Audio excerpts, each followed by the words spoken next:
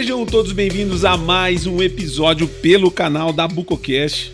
Estamos na cidade de Goiânia, um podcast especial, pois estamos com um especial do mês das mulheres e eu vim até Goiânia para falar com essa mulher que é uma referência dentro da especialidade, em especial ao dia 8 de março, Dia Internacional da Mulher.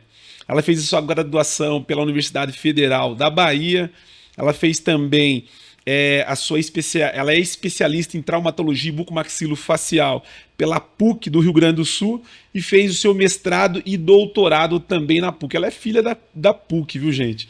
E é professora docente há mais de 20 anos. O currículo dela é grande, ela vai falar aqui. Eu estou falando da professora doutora Lívia Prats. Um prazer imenso poder recebê-la aqui no nosso canal da Bucocast, em especial ao mês das mulheres, o Dia Internacional da Mulher. A mulher dentro da especialidade, você é uma delas. Seja bem-vinda ao nosso podcast, doutora. Obrigada, Ismael. Eu agradeço o convite. Muito bom vir falar sobre a especialidade, né?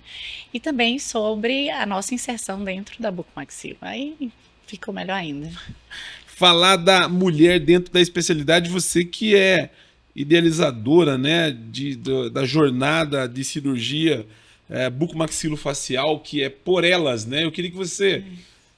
antes de você falar da sua formação aí, como você entrou na especialidade, esse evento da terceira jornada, que inclusive acontece agora no mês de março, né? No dia 8 de março, comemoração ao Dia das Mulheres. Esse ano a gente conseguiu fazer exatamente no dia, né? Mas já é a terceira edição. Então, eu idealizei muito essa jornada, porque quando eu cheguei, eu não sou daqui de Goiânia, quando eu cheguei em Goiânia, eu conheci muitos cirurgiões, muitos homens cirurgiões bucomaxilo. Então, mas faltava conhecer ainda as mulheres, porque realmente a gente ainda está em número menor. Então, para começar a conhecer e a gente conseguir ter mais visibilidade, eu idealizei a primeira jornada em 2023. A primeira jornada, e é por elas porque são só palestrantes mulheres. Não quer dizer que sejam só participantes mulheres, mas as palestrantes são mulheres. Então, é só para dar mais voz. Não quer dizer que a gente esteja excluindo, mas é um momento nosso, né, que nós estamos nos incluindo. Mas é um momento muito legal. A primeira edição foi muito boa. O mercado estava precisando tanto que em 24 horas a gente preencheu as 100 vagas. Então foi assim um boom. A segunda edição também foi muito boa, a gente conseguiu também lotar o auditório do CRO. E a terceira edição agora a gente já está caminhando também para conseguir lotar o CRO. Com participação de várias empresas, a gente tem conseguido também patrocínio para poder conseguir fazer um bom evento, né, que é muito para graduação. Então, a maior parte dos nossos participantes são graduandos e que têm interesse na cirurgia bucomaxilofacial, e também para especializandos e especialistas. Mas é um momento de encontrar as cirurgiãs, né, as colegas, e mostrar o nosso trabalho. Aí, por isso que foi excelente, né? Todas as edições, essa então vai ser melhor ainda.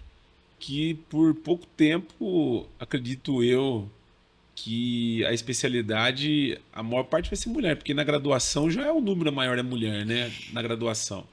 Hoje a gente tem o maior número de mulheres na graduação em odontologia. Em odontologia. Mas na bucomaxilo eu não acredito ainda que a gente consiga chegar a 50%. Por quê? É uma especialidade um pouco mais pesada, não em relação a estudo, não, a capacidade, não, mas há uma jornada de trabalho, uma dedicação, né, em loco muito maior, que realmente às vezes a gente não consegue ter assim, compatibilizar essa jornada com a vida pessoal. Mas é só por isso. Filho, casa, aquela coisa, cuidar do marido. E que é maravilhoso também, é uma parte maravilhosa da vida da gente, né? Então, por conta disso, eu acho que a bucomaxilo, como outras especialidades cirúrgicas também, né? A gente convive muito com o pessoal da cirurgia geral, da neurocirurgia. A gente não vai conseguir chegar a 50%, né? E nem passar os 50%.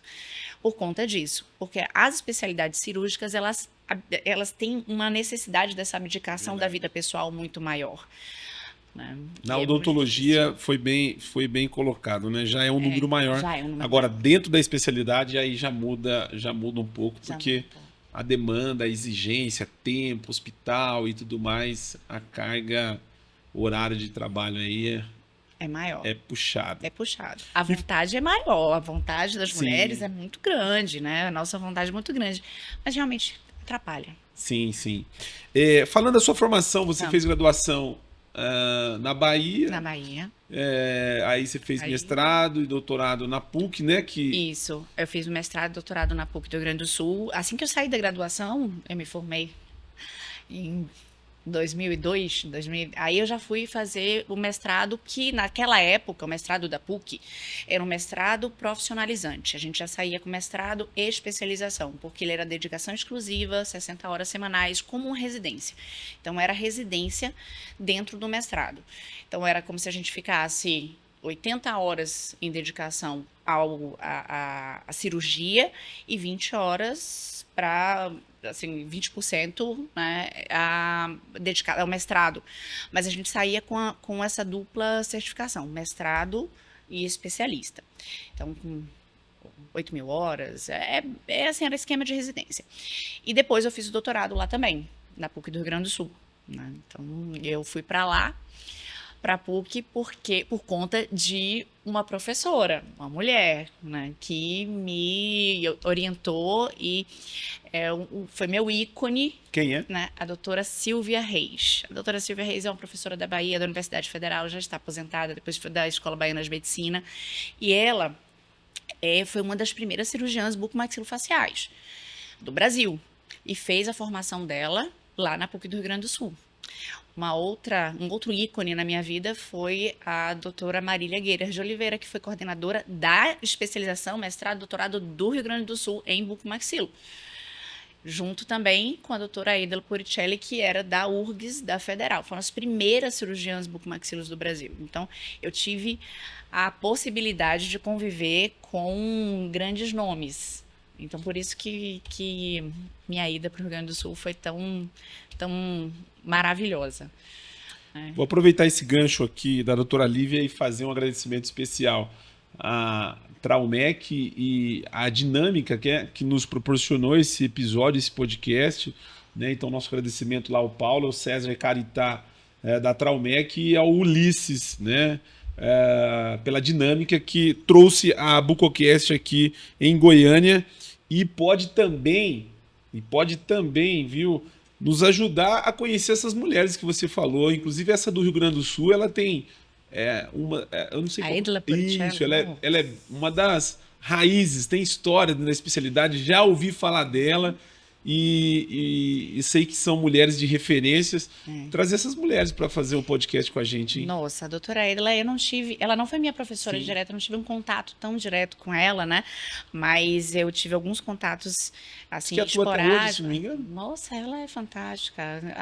Publicou trocentos artigos e pesquisou na área clínica. Vamos atrás dessas mulheres para elas fazerem a participação delas aqui no canal da Bucocast, porque a Bucocast está cada vez mais acumulando histórias dentro da especialidade e com certeza contribuindo para o crescimento da especialidade. Quem que te influenciou a bucomaxilo? Porque uma coisa é você ir para odontologia. Aí mulher, tudo bem. Aí para bucomaxilo, mulher tem que ter porque hoje já tem essa dificuldade, vamos dizer assim... A mulher já tem uma dificuldade, apesar de hoje já estar bem disseminado, mas na época você é uma cirurgiã raiz. Na sua formação tinha quantas mulheres? Quem que... Na minha turma do Rio Grande do Sul, até tinham 3 mulheres. Tinha 3 mulheres, bastante. Porque já tinha também uma cultura da cirurgia bucomaxilo, né? É um local onde a própria população ela entende mais o que é a especialidade. Então, a especialidade lá, em comparação à Bahia, nessa época, então era muito mais visível, né? Assim, a visibilidade era maior. Mas o que me estimulou a querer cirurgia, porque eu entrei na faculdade achando que eu ia fazer ortodontia, né, porque era o que eu conhecia. Mas o que me estimulou foi principalmente a área acadêmica da cirurgia. Por quê? Porque dentro da odontologia se estudava muito materiais, biomateriais, mas para você fazer pesquisa científica, utilizando peças anatômicas, animais, naquela época a gente utilizava bastante, isso me estimulou. Eu fui indo para essa área da cirurgia. E o que me estimulou mais ainda foi o dia que a doutora Marília Gueirard veio do Rio Grande do Sul para o PET. Eu fazia parte de um programa especial de treinamento dentro da Faculdade da Federal, né, que a gente tinha bolsa, então ela veio fazer uma palestra, e quando ela trouxe, né, aquele mundo da cirurgia que eu não conhecia, eu acho que eu estava no 7º semestre, que eu não conhecia, que era o trauma de face, que era as ressecções de grandes patologias. Não era uma época que a gente fazia tanta cirurgia ortognática, né, como hoje, mas eram épocas que a gente tinha cirurgias muito grandes, e ela trouxe isso para a gente. Aí eu fiquei apaixonada pela cirurgia. Aí foi que por isso que eu disse que assim, eu tenho grandes ícones de mulheres que me fizeram entrar na cirurgia bucomaxilo. Então, a partir daí, eu falei assim, eu vou fazer cirurgia, e aí que segui a carreira que essas grandes mulheres seguiram também. Como você vê a presença do público feminino, das mulheres hoje dentro da especialidade? A gente tem, né, mais mulheres, obviamente, do que antigamente, né? Mas como que você enxerga hoje? Hoje eu vejo que a gente já conseguiu muito espaço, né? Na verdade, eu acho que nem tem tantos espaços assim para a gente hoje brigar, né, por eles. Porque com o passar do tempo, né, que a gente mostrou a nossa capacidade, né, a vontade, a gente ganhou muita posição, né? Eu acho que hoje a posição da mulher dentro da bucomaxilo já é estabelecida. É claro que, pela quantidade, nós ainda somos minoria, a gente tem que mostrar um pouco mais a cara. Exatamente por ser minoria. Não é pela falta de oportunidade. Não é pela falta de oportunidade, não é por um preconceito. Existia muito preconceito, mas hoje isso é muito mais... muito mais light, mais tranquilo. A gente não vê tanto preconceito em relação eu vou escolher hoje um residente homem ao invés de um residente mulher. Não, antigamente tinha. O antigamente, eu digo, na minha época, né, a gente sabia disso. Tinha residências que a gente sabia que mulher não entrava. Não adianta você fazer a prova que mulher não entra. Eu tive um professor que virou para mim na faculdade, olhou assim para mim e falou assim, você vai querer ser o quê, guria? Eu falei assim, cirurgiã. Nossa, aí ele deu risada. Ele deu risada. E hoje eu quase passo. Mas assim, maravilhoso professor, me ensinou muita coisa, mas a gente sabe que antigamente o preconceito era muito maior. Hoje a gente não sofre tanto preconceito, mas a gente tem que mostrar a cara, porque a gente está em menor número. Esses e quais outros desafios você enfrentou dentro da carreira para chegar onde você chegou hoje? A gente ainda enfrenta, né? Como você disse, a jornada é difícil. Porque ser mãe e cirurgiã é difícil. É você estar na escola, ou você estar na cirurgia, seu filho está na escola, e te ligarem e vai dizer, olha, ele está passando mal com dor de barriga. Você não consegue sair da cirurgia, você vai sair no meio de uma cirurgia, no procedimento cirúrgico, paciente anestesiado para conseguir. Então, a conciliar a vida pessoal com a vida profissional ainda é difícil. Para mim, ainda estou terminando, né, de formar, de criar meu filho, isso aí é essa dificuldade, né, de conciliar a vida pessoal com o profissional. Mas a maior parte das dificuldades foram essas. Você enfrentou algum tipo de preconceito assim dentro da especialidade? Coisas do tipo, por exemplo, você tá no centro cirúrgico e tal, o doutor junto e achar que você não é a doutora, Sim. né? Coisas desse tipo, outras coisas aconteceu? Já aconteceu, mas assim, muito pouco, porque quando a gente entra no centro, a cirurgia está marcada no nosso nome. E aí, com o passar do tempo, as pessoas já começam assim, até o contrário já aconteceu. Então, assim, não, a cirurgia, eu falei, não, tá no nome do colega, porque todo mundo já me conhecia no hospital. Mas isso já aconteceu comigo, sim, em centro cirúrgico. Aconteceu também de ter um pouquinho de resistência pela especialidade. Porque eu passei por um período, né, eu peguei esse período da bucomaxilo não ser muito bem reconhecida dentro de hospital.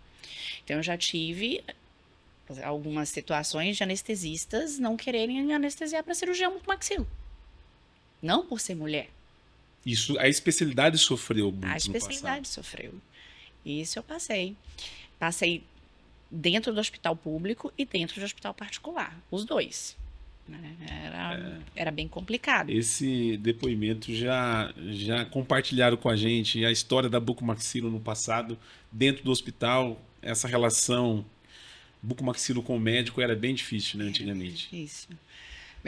Aí a gente foi ganhando espaço, não sem brigas, pelo menos a maior parte das vezes era sem briga, mas através de mostrar resultado. Se você pegar hoje uma evolução de um residente de cirurgia bucomaxilo e colocar do lado de um residente da cirurgia geral, o residente da cirurgia bucomaxilo, ele assim, está anos-luz, aquela evolução linda, uma descrição perfeita, avaliação física do paciente fenomenal, enquanto ele já não tem tanto brilho para poder fazer, né? Então a gente faz isso exatamente por quê? Para mostrar trabalho. Isso foi bom. Né? Então, quanto maior a dificuldade, mais a gente se esforça. Então, você pode ter certeza que nenhum paciente da cirurgia bucomaxilo ele vai ficar sem exame, ele vai deixar de comer. A gente brilha dentro do hospital hoje. E aí a gente foi ganhando espaço. Isso eu posso dizer praticamente de todos os serviços que eu conheci, isso aconteceu. E eu conheci alguns serviços. A cirurgia bucomaxilo brilha. Hoje, a gente não tem mais esses depoimentos, né? Mas no passado se falava muito, né?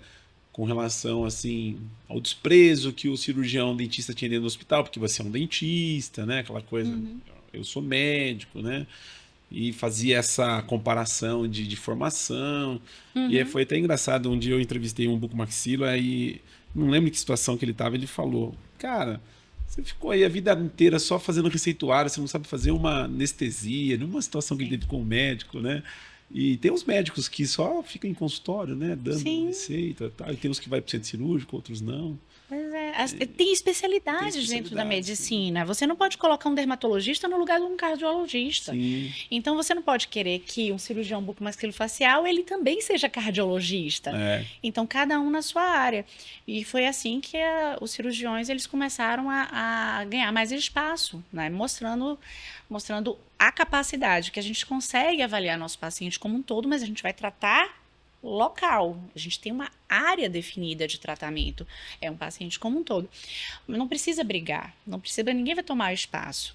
A gente vai se complementar. Então, quando eu preciso de para um paciente de uma avaliação da clínica médica, para que eu vou ficar avaliando eletrocardiograma do meu paciente? Eu tenho que solicitar, eu tenho que saber interpretar, eu tenho que saber quais são as alterações que podem dificultar a minha área, mas eu chamo a clínica médica para me dar um risco cirúrgico. Então, a gente trabalha em conjunto. Hoje isso é tudo mais tranquilo, né? Antigamente, quem veio aí há 30 anos atrás dentro da especialidade conta muitas histórias que sofreu.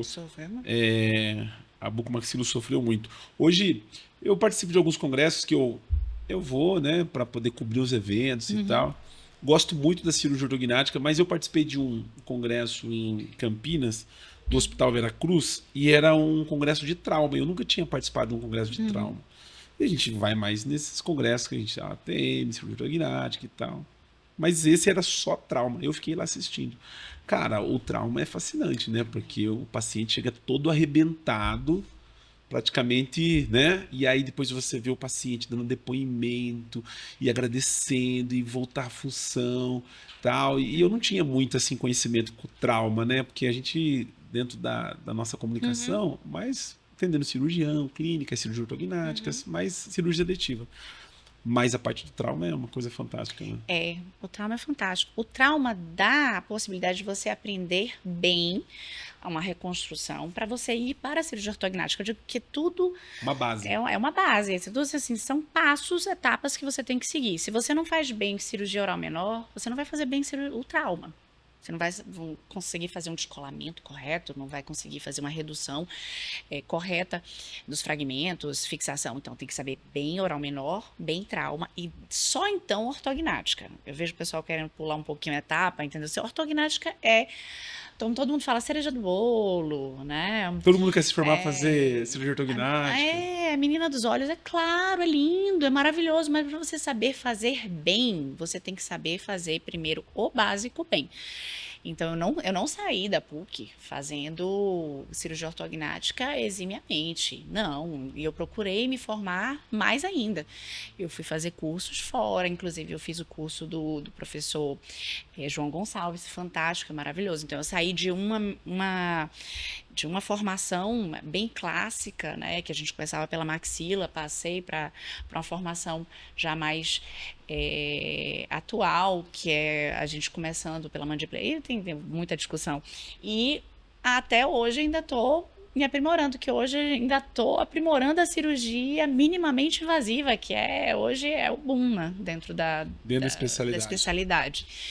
Que desde 2019, foi 2020, que eu comecei a utilizar a técnica minimamente invasiva, depois que eu fui fazer um fellow com o professor Jonathan Klaus, lá em Florianópolis. E é fantástico, mas tudo isso é uma evolução. Então não adianta pular a etapa. Dentro da especialidade, quais áreas que você atua além da cirurgia ortognática? Trauma, que eu estou no hospital de trauma aqui em Goiânia, né, no GOL.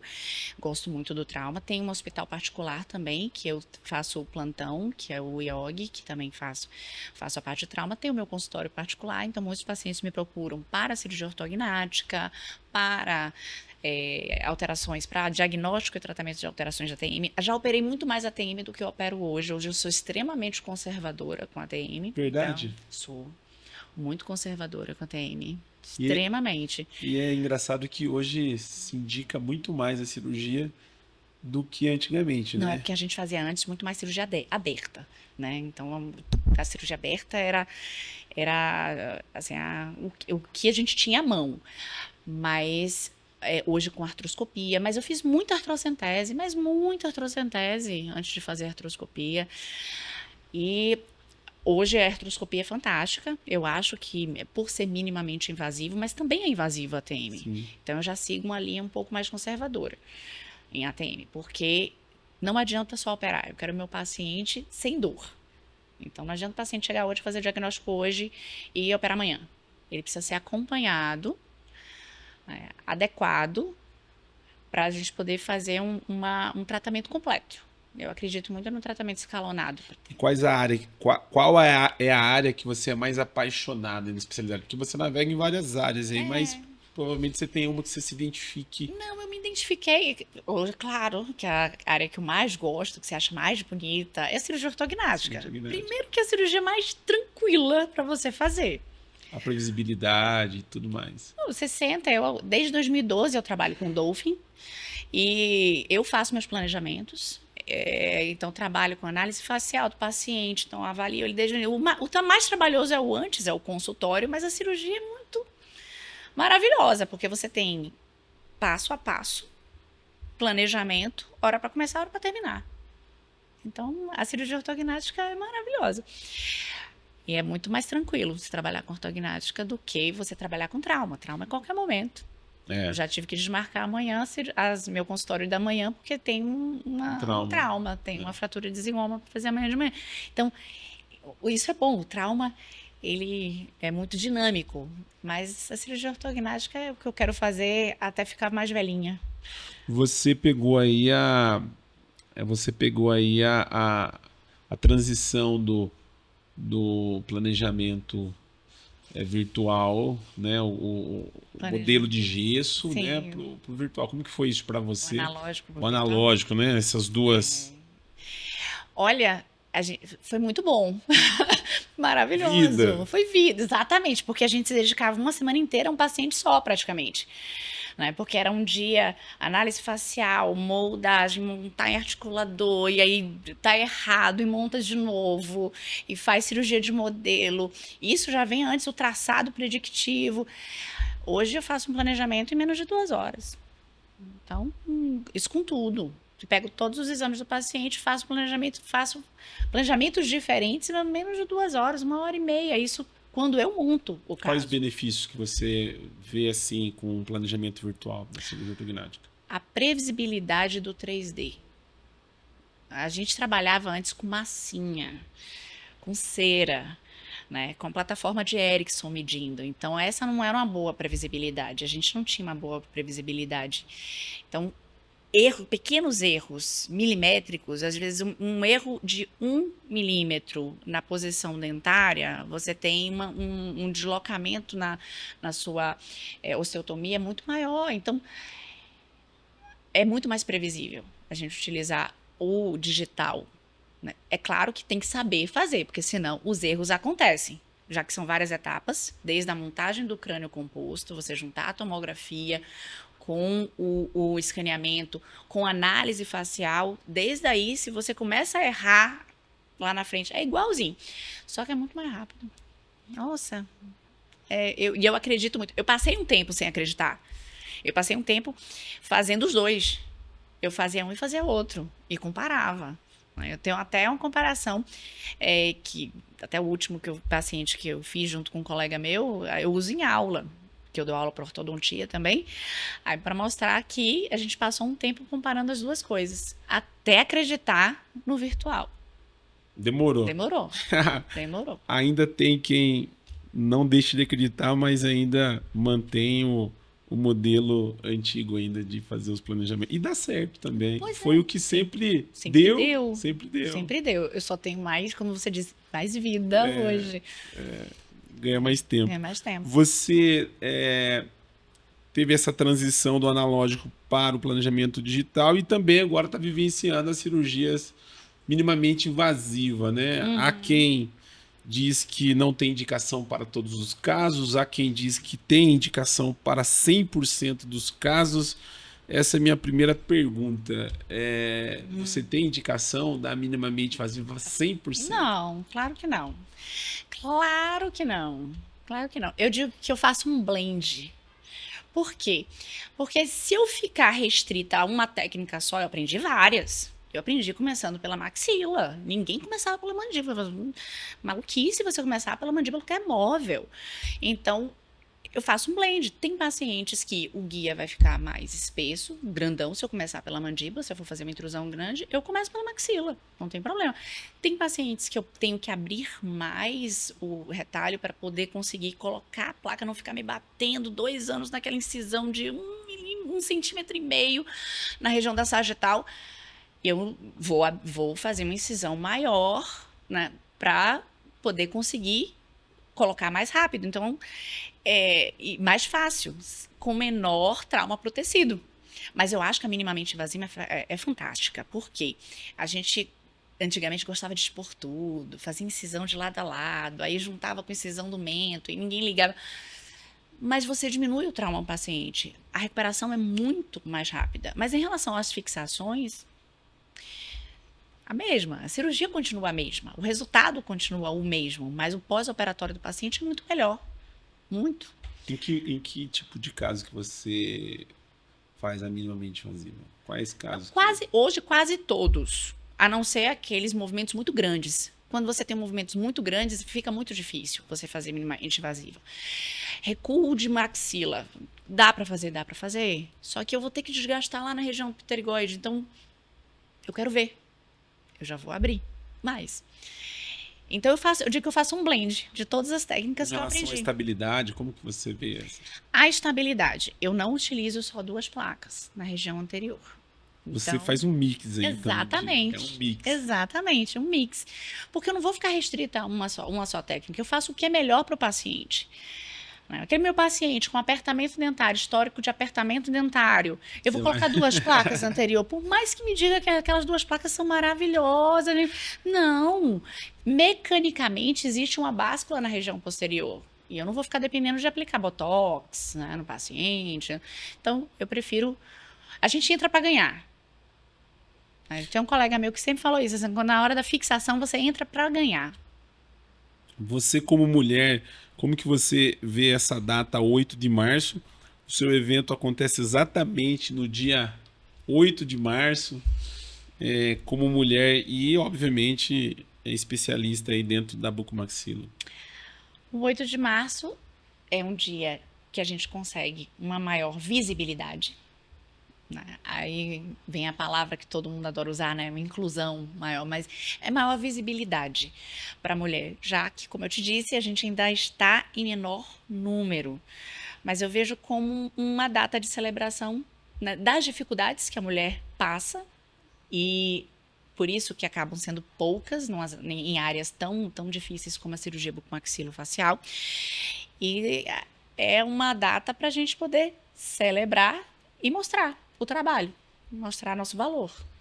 Dentro desse evento você tem somente mulheres ministrando, palestrando. Só mulheres palestrando. Tem vários eventos que só tem homens. E assim, é só por coincidência. Não, mas esse não. Esse é só por mulheres. Não só bucomaxilo. Dessa vez vai ter uma advogada que vai falar sobre direito em cirurgia bucomaxilofacial. Vai ser muito interessante. A radiologista também, tem uma professora radiologista, Fernanda, que vai falar sobre ultrassonografia na área de cirurgia bucomaxilofacial. E as outras são cirurgiãs bucomaxilofaciais da região. E também tem uma professora que vem, que é a Gislaine, que vem lá do Mato Grosso. Conheci a Gislaine, entrevistei ela num evento. E ela é fantástica, ela dá uma aula muito boa. Ainda virá no nosso podcast. A professora é Girlaine. Girlaine, né? Entrevistei, acho que ela é em Brasília. Doutora, hoje a cirurgia ortognática ela vem crescendo e a estética vem sendo associada à cirurgia ortognática. Como que você vê essa evolução e quem está buscando isso? É o público feminino? É a especialidade que disse, olha, a gente precisa caminhar com relação à ortognática, dando mais, né, refinamento? Ou isso veio de uma queixa da... Porque normalmente quem está preocupado, não sei, né, se eu estou correto, não. Mas são as mulheres que estão preocupadas, né, com os detalhes, né? Não só. Verdade. Os homens estão preocupados também com o queixo, com o ângulo, com tudo. Exatamente. A desculpa é geralmente assim, ó, porque minha mulher disse que eu preciso fazer. Então, mas é ele que está preocupado. Mas é ele também que está preocupado. Não, eu sempre tive a maior parte dos meus pacientes, né, mulheres. Sim. Mas eu sempre tive uma boa quantidade de homens também. Em relação à estética, sempre foi uma necessidade do paciente. São poucos pacientes que sofrem, por exemplo, apneia, retrognatas bimaxilares, nunca pensaram em estética na vida e que querem fazer a cirurgia ortognática só pela função. Mas quem tem uma deformidade dentofacial, ele sofre com estética também, porque sorriso é estética. Então, a estética sempre esteve associada. Só que a gente nunca... Assim, antes a gente não tinha o refinamento da técnica, o refinamento do diagnóstico, a gente fazia gnática para corrigir aquilo que estava errado. Só.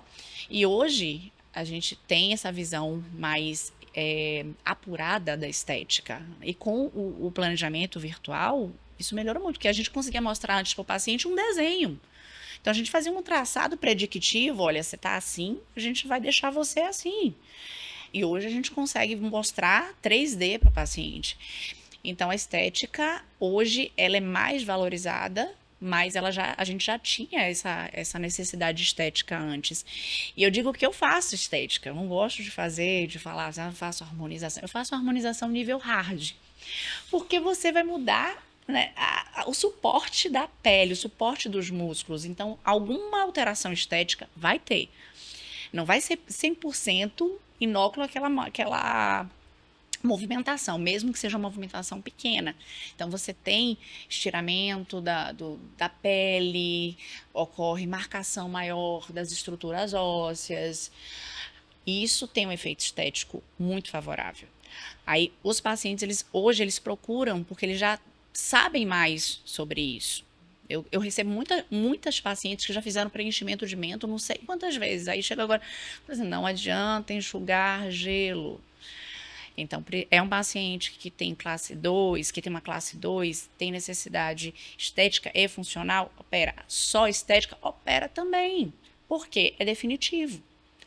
Ao invés de ficar só fazendo preenchimentos, né, diversos. Não que o preenchimento seja ruim, mas em muitos casos a gente consegue fazer tratamentos muito mais satisfatórios. O paciente gosta muito mais quando a gente faz esse suporte, mexe no suporte ósseo, do que ficar só fazendo a harmonização de preenchimentos, né? Hoje você tem o ortodontista que indica para você o paciente, e o ortodontista ele quer oclusão tudo certinho, tudo encaixadinho, para ele só dar aquele tapinha e finalizar o caso, né? E aí o paciente, ele sabe que ele precisa melhorar a oclusão, mas ele busca face, ele vem com às vezes aquela ideia, doutora, será que não dá para melhorar isso aqui e tal?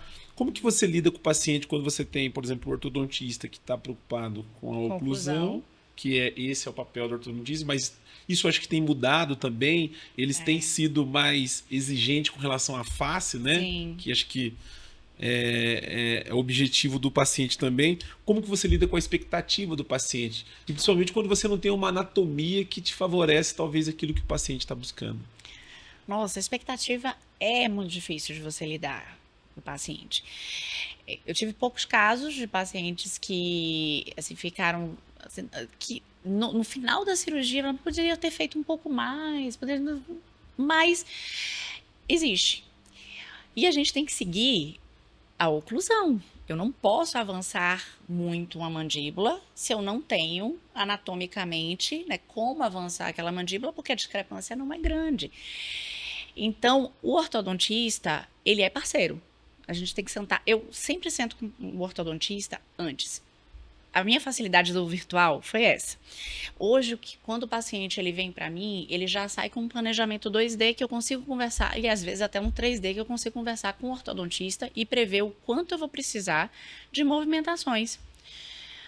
E aí, essas movimentações, né, vão ditar também o momento certo da cirurgia.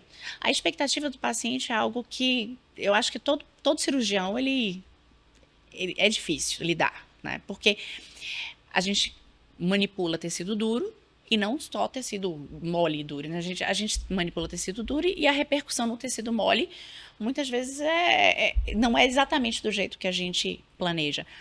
Mas o lidar com o ortodontista, eu acho que é tranquilo, porque hoje eles têm essa visão mais de face. São poucos que não sabem fazer uma análise facial, porque faz parte do currículo. Então, eu dou aula para ortodontistas. Então, nos cursos de pós-graduação de ortodontia, eles têm hoje a aula de análise facial com detalhes. Até mais elaborado do que a nossa análise facial.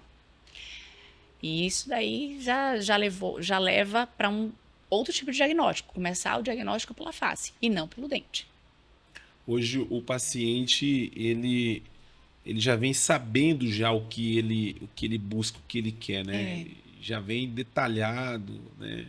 Já tem outros casos que viu, a referência, a exigência do paciente hoje é maior, né? Exato, a exigência do paciente é bem maior. Ele já viu, porque existe o Dr. Google. O Dr. Google sabe de tudo, então o paciente já chega sabendo tudo, e hoje com o IA é pior ainda, né? Tem o bom, né, e tem o lado ruim. Então, com o acesso a muita informação, o paciente ele já vem com aquilo específico. Já tipo paciente que doutor, eu quero ficar assim. Eu quero meu queixo assim. Eu falei, gente, assim não tem como. Porque assim, só Deus. Então, essa exigência dos pacientes é cada vez maior por conta do acesso à informação, né? E às vezes uma informação até errada que tem na internet. Então, tem que filtrar bastante. Quais casos você mais operou de cirurgia ortognática? O 2, o 3, assimétrico? Você disse que seu público maior é mulher, né? O público maior é mulher, mais classe 2. Mais classe 2? Mais classe 2. Eu já operei mais classe 2. Eu entrevistei um cirurgião, Dr. Alejandro, um cirurgião, estava no Cobrac, não lembro o sobrenome, Martinez. Sim, espanhol. Sei quem é. É isso mesmo, Alejandro Martinez. Ele disse que o paciente classe 2 é o paciente mais difícil de você operar. Né? Hoje, com o selfie, não é não? Porque hoje todo mundo se vê de lado. Porque ele dizia assim que quando o paciente tem uma discrepância grande, é mais fácil, mas esse paciente que tem uma deficiência pequena, um alinhamento do pescoço muito ele falava desse paciente que é mais difícil, porque o paciente não consegue enxergar tanto o resultado, né? Sim. São detalhes, é uma realidade, e isso exige mais do que aquele prognata, aquele que tem um sorriso gengival, né? Esse daí, ele já vem, ele já senta na cadeira, você não pergunta nem por que ele veio. Porque o classe 2, ele pode vir por 2 motivos. Ele pode vir por conta da ortognática, que ele já sabe que ele precisa, né? Na verdade, 3. Por causa da função, né? DTM, né? Ou então apneia. Então, ele vem por esses três motivos. O classe 3, ele vem porque ele é classe 3. Ele vem porque ele é classe 3, porque ele é prognata. É muito visível. E quando você tem grandes discrepâncias, não tem dúvida. Mas hoje, com a selfie, a exposição nas redes sociais, minhas pacientes, na maior parte, elas já dizem para mim assim, doutora, tá vendo essa foto aqui? Eu tô linda, porque eu tô assim, ó. Protui. Na hora de tirar foto, ela avança mesmo. E isso daí a gente já tem hoje uma maior quantidade de pacientes procurando por conta disso, por conta dessa visualização no celular, visualização em foto. Porque antes a gente tirava foto, mandava revelar, era aquela foto, acabou, aquela foto de frente, acabou, né? Hoje não, aquela fotinha de lado, de perfil, diz tudo. Diz tudo, exato. Você, no seu ponto de vista, hoje a gente tem o paciente classe 2, né? O paciente classe 3, o assimétrico, excesso vertical de maxila, né? Sim. No seu ponto de vista, qual que da cirurgia que é mais impactante? Mais difícil mais de difícil. Realizar, mais complexa. Uma protusão maxilar. Verdade. Uma protusão maxilar, que você precisa recuar a maxila com excesso vertical e ainda recuo de maxila. Mais do que o assimétrico? O assimétrico, eu não vejo tanta dificuldade hoje, porque a gente tem formas de corrigir a assimetria que a gente não tinha antigamente. Porque se você tem uma assimetria de mento, de corpo, você vai corrigir na ortognática. Se é de ângulo, já oferece para o paciente também uma prótese de ângulo. Então, a gente tem formas de corrigir essas assimetrias. A gente tem prótese de zigoma, próteses paranasais, que a gente consegue, e até com cimento cirúrgico, a gente consegue corrigir muito das assimetrias. Porque tem o assimétrico, ele não é assimétrico só esqueleticamente, ele também tem uma assimetria de tecido mole. Então, hoje eu não acho tão difícil. Antiga, com o planejamento analógico, era mais difícil a gente corrigir o assimétrico. Você tinha mais dificuldade, né? Era muito mais difícil. Hoje é muito mais fácil. Então, acho que foi essa dificuldade que me fez não ver tanto assim hoje o assimétrico como difícil. Né? Eu falo assim, é mais difícil o recuo de maxila, porque você tem um limite. Né? São poucos os casos, mas você tem um limite de recuo. Hoje, como que você vê o paciente com um problema de apneia do sono? Porque, dentre as indicações, esse é o paciente que corre risco de vida, vamos dizer assim, né? Tem muitos pacientes que me procuram por apneia. É claro que a apneia ela é tratada de várias formas. Aquele paciente que não quer operar, né, ele pode fazer outros tipos de tratamento, como o CPAP, como a placa protusora. Então, tem outros, mas quando ele chega a procurar a cirurgia é porque ele já tentou outros métodos de ter uma boa qualidade de vida.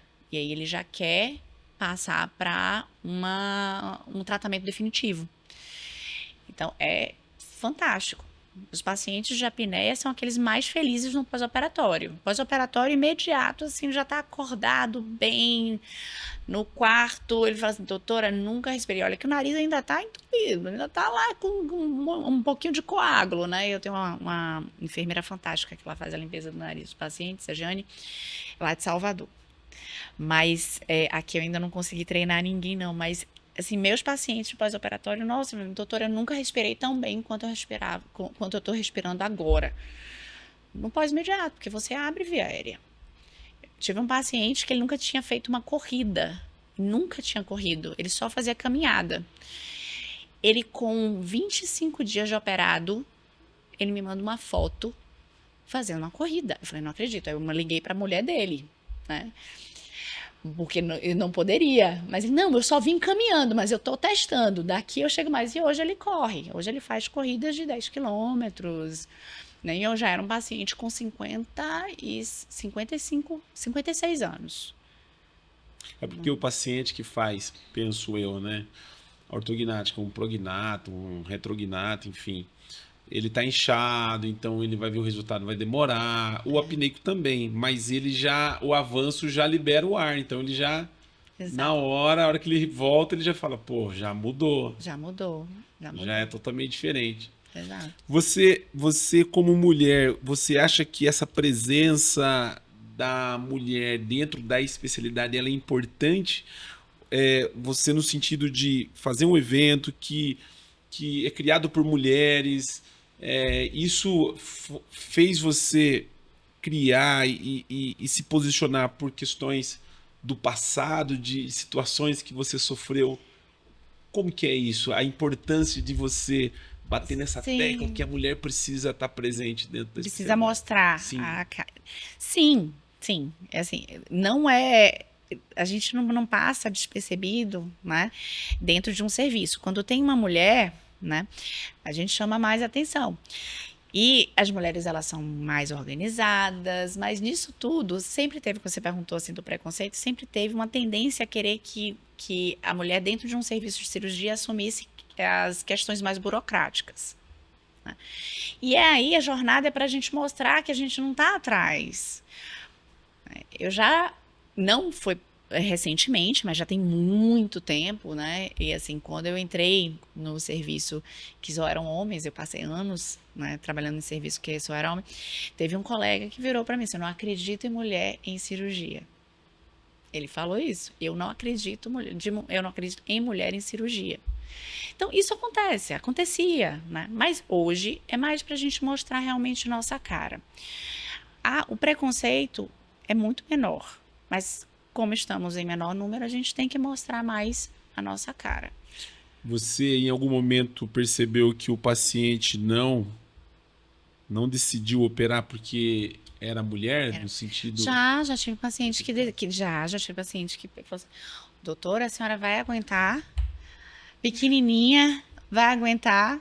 Já tive. Eu não tive, assim... abertamente nenhum paciente que desistiu por isso, mas eu já tive questionamentos, principalmente em trauma. É a senhora que vai me operar? Porque chega lá, né, tá todo quebrado, né, tem que botar tudo no lugar. É a senhora que vai me operar? Sou eu mesmo. E depois me agradecem um monte. Isso é interessante você falar, cara, porque eu acho que isso tá um pouco na cultura eu não sei se é do brasileiro, enfim. Porque eu lembro que o dia que eu fui fazer uma cirurgia de hérnia, e na época era pelo SUS, né? Que eu fiz essa cirurgia, hérnia inguinal. E aí SUS, você não sabe quem vai te operar, né? Você entra na cirurgia, você vai passar pelo médico, você vai operar com o médico que tá lá no dia. E veio duas meninas, não foram duas meninas. Eu tava acordado no centro cirúrgico, uma da direita e da esquerda, uma era anestesista e outra era médica. E eu olhei, cara, eu lembro que eu já fiz podcast com médicos e tal. E uma vez eu estava conversando com uma médica, eu brinquei com ela, né? Porque eu tenho um amigo que é cirurgião, que ele é ortodontista, ele já é mais senhor. Ele fala assim, eu não vou em médico novo. Ismael, não vou. Se me mandou, indicou. A molecada, cara, eu não vou. Ele acredita que os mais velhos, e faz até sentido. E aí ele fez esse questionamento e depois eu conversei com uma médica que era nova tal. Ela falou assim, eu não vou, velho, eu vou nos novos. Ela dizendo como médica, o novo tá muito mais atualizado, o pessoal não sei o que e tal. Ela colocando o ponto de vista dela. E tudo isso antes de eu passar pela cirurgia. E a menina era muito nova, né? Eu olhei assim... E, cara, a gente tá dentro da área, a gente vê grandes nomes dentro da nossa especialidade novo. Gente, tá o menino aí, o Matheus com o Jonatas Klaus, viajando o mundo, ensinando, e são pessoas novas. E você não quer ter nenhum tipo de preconceito. E eu fiquei aquele fundido, nossa, doutor. Não, mas a gente acaba tendo. A gente, sabe, no seu. Você sabendo que essa geração é uma geração que vem com força e tal. E eu assim, cara, essa doutora que vai me operar. E ela falando, olha, eu sou a médica, eu que vou fazer a sua cirurgia. Ela brincou comigo, é do lado direito, riscou assim, né? Não, é desse lado e tal. Eu acho que isso tá ainda. É uma coisa que só o tempo, né? Vai. É, só o tempo. Ainda existe essa resistência. Você falou de cirurgião mais novo, né? Eu acho que eu sofri muito mais quando eu era mais nova. Sim. Porque com a idade, você tem mais experiência. O que que acontece com o cirurgião? A gente sabe quando operar e quando não operar. É o principal. O cirurgião experiente, ele tem a possibilidade de ele escolher, eu não vou fazer. Aqui é o limite, porque ele já passou desse limite algumas vezes. Ele já passou, ele sabe o que pode acontecer. Então, se você sabe o que pode acontecer, você vai parar ali. E aí, a gente acaba acreditando mais num cirurgião que tem mais experiência por conta disso. Isso aí eu acho que é algo natural. Em relação a ser mulher, aí com a idade, mesmo sendo mulher, isso vai diminuindo um pouco, sabia? Vai diminuir essa dificuldade do paciente aderir ao tratamento por você ser mulher. Quando era mulher e nova, sim, mas hoje em dia ela tá mais. Vai a experiência, né? O pessoal já entende que você A já gente está vai mais adquirindo tempo. lábia também, para conversar com o paciente, explicar melhor, né? Eu Sem imagino que contar, tem um é pouco disso. verdade. Você tem. A mulher tem toda essa vaidade e tal. E no centro cirúrgico, essa vaidade de você toda maquiada e tal. Lá o negócio pega. Você trabalha em hospital público. Como que é a doutora Lívia nos plantão, na cirurgia? É uma coisa que você se preocupa com questão de Sempre, maquiagem e tal, cabelo, vou sempre. você. Ou não, hoje eu tô pra guerra. Como é que é? Sempre, Sempre. sempre, sempre, né? Eu já operei muito tempo de salto. É claro que o hospital que deixava, né? Porque eu também, hoje, eu vejo o que que eu tava fazendo. Isso aí não é proibido, É. né? Em hospital. Mas eu já operei muito de salto. Eu chegava no hospital, que eu coordenei o serviço de cirurgia, o Tereza Elisier, eu chegava lá de salto, passava despercebida, assim, pelas enfermeiras, Tô todo ia dia pra só. centro cirúrgico, e não tirava o salto. Mas hoje eu já entro Já tá cansada, já já, tô né? O salto, cansada, meu o salto já cansou sapatinho, já. meu sapatinho baixinho, mas a gente não deixa de ter a vaidade, não é porque a gente tá lá no centro cirúrgico na guerra, né? Mas a gente continua tendo a vaidade. Eu trabalhei alguns anos, né, fazendo parte da equipe do SAMU do Carnaval de Salvador. Caracas. Foi o trabalho mais pesado que eu já fiz. E são 6 dias que tem cirurgião bucomaxilo só de noite. São os que mais trabalham. Tinha lá um cirurgião geral que dizia que era assim, era na época, era skull beats e school beats, né, skull beats. Então a metade do posto era só da buco, a outra metade era bêbado. Porque era muito trauma de face. A gente atendia muito, tipo assim, toda a equipe do carnaval, 600, 800 o atendimento durante o carnaval. Só que eu ia com meu salto, com minha botinha, maquiada. Você tava perguntando disso. Então, assim, foi o trabalho mais pesado, porque a gente passa a noite inteira, né? 12 horas em plantão no carnaval. Só que. E todas as colegas eu vejo que também, a maior parte também pensam que nem eu. Você já guerreou muito dentro da especialidade, Já. né? Já foi Já. para muitos confrontos. Me fale uma coisa, essa área acadêmica, de onde veio? Porque dentro da especialidade, e aí tem a parte acadêmica de poder ensinar, alguém da família, de onde veio? Sim. Quem? Minha mãe é professora da Federal, foi professora da Federal, não da área, né? Sim. Mas eu cresci dentro da Federal da Bahia. Você tinha uma professora como. Exato, era de matemática, ela é professora de matemática e pesquisadora em matemática. Então, eu vivi dentro do PAF, né, do pavilhão de aulas lá, eu vivi dentro dali. E eu queria ser professora por conta disso. Então, quando eu entrei na faculdade, eu tendi mais para o lado da academia, publiquei muito dentro da faculdade, fiz parte do grupo PET, fiz iniciação científica. Por isso que meu objetivo, primeiro, quando eu saí da faculdade, foi procurar um mestrado profissionalizante, que eu queria ser cirurgiã, né, e mais um mestrado. E na época também tinham poucas residências. E eu escolhi aqui, era a mais reconhecida, né, no Brasil. Tinha lá e tinha na Unicamp também. Mas eu fui para essa área da academia porque eu gostava muito, que eu tive grandes também mentoras, né? E aí volto para minha grande mentora, que é a professora Silvia Reis, que me orientou durante praticamente toda a graduação. Ela é de Santa Catarina? Ou Não, ela é da Bahia. Ela é da Bahia, só que a formação... Silvia Reis. Só que ela fez a formação dela lá no Rio Grande do Sul, voltou para a Bahia, professora da Federal, e depois fez patologia, defendeu, olha para isso, olha como é louvável, defendeu o doutorado dela em alemão na Alemanha. Aí eu falei, não, eu quero ser igual. Aí eu quero...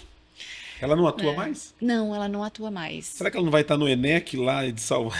Não, é mais fácil ela estar na SOB, que ela está mais na área de patologia, né? Legal. Mas Nós vamos estar no ENEC lá em Salvador. Tu vai para lá também ou não vai estar no ENEC? É sua terra, né? Eu vou participar. Doutora Lívia Prats, um prazer imenso falar contigo. Também. Muito bom te conhecer.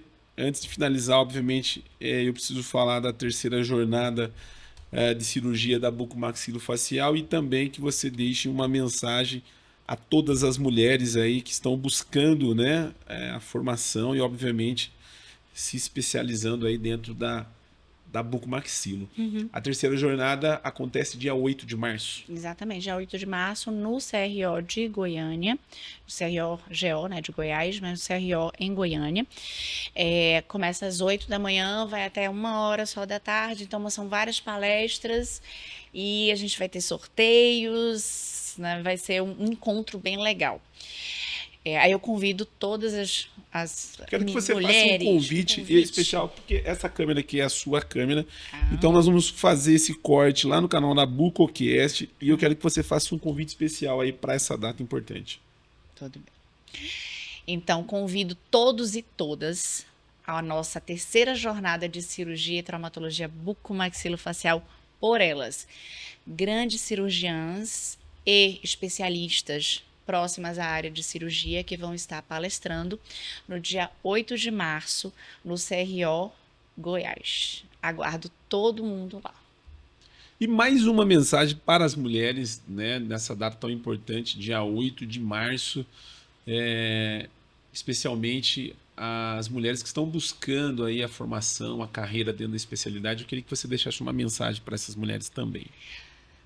Bem, dentro da especialidade, eu oriento quem quer entrar na bucomaxilo que tenha muita disponibilidade para estudar, disponibilidade para aprender, disponibilidade de tempo e que, claro que dificuldades vão existir, né? Podem acontecer situações difíceis em relação à posição feminina. Não digo que não existe, digo que é muito mais fácil hoje, mas que não se deixem abater por isso não, porque é uma especialidade fantástica, linda. Eu não faria outra coisa da minha vida e que vale muito a pena você se dedicar bastante.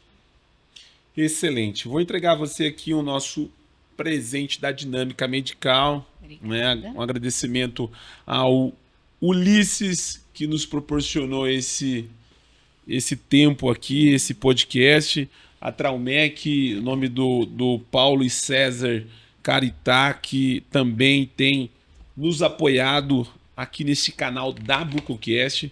Então fica aí o nosso agradecimento, tá aí personalizado, tem teu nome aí, viu? O negócio ficou bonito. Uau, não, tem que abrir. Eu tô abrindo porque presente a gente tem que abrir, né? Presente a gente... Ó, que lindo. Muito lindo, muito lindo. Vai ficar no local especial no meu consultório. Seus agradecimentos finais aí, você que já é uma comunicadora aí da especialidade, já participou de podcast, enfim, foi tranquilo para você esse episódio, né? Foi muito, muito legal. Um papo bom, legal. Bem, eu agradeço a você, Ismael. Muito obrigada pelo convite e pelo papo. Muito obrigada à Dinâmica, que me apoia muito aqui em Goiânia. Eles são parceirões. A Traumec tem material, ó, classe A, né? E ao Diego, cadê que não tá aqui? Diego tá por aí. E ao Diego também, que tem me dado um apoio muito grande. Agradeço também, claro, até você agradeci. Então, agradeço também, claro, minha família, meu marido fantástico, né, e meu filho, que me apoiam e que me aguentam quando eu chego cansada, estressada. Nossa, eles me colocam, né, no topo. É importante família, né? É. Doutora Lívia Prates, muitíssimo obrigado. Sucesso. Foi um prazer conhecê-la. E nós vamos deixar aqui na descrição desse nosso episódio seus contatos. Obviamente, para quem tiver dúvida, pode chamá-la, viu? Pode chamar ela. Pode sim, se quiser também discutir alguma coisa aí que eu falei errado, não tem problema. Ortodontista. À disposição. Obrigado. Tá bom. Viu? Obrigada, Ismael. Oi! Foi um prazer. Você que participou com a gente desse episódio, nosso muito obrigado e até o próximo episódio.